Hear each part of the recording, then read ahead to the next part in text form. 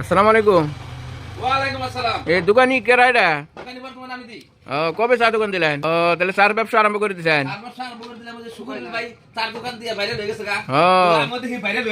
তাই নাকি?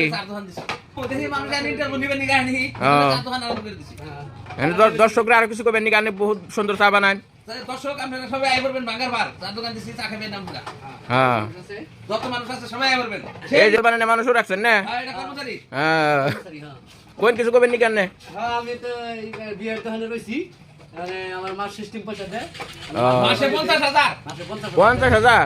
ওরা চা খাই বেড়েছে, কিছু করবেন নাকি?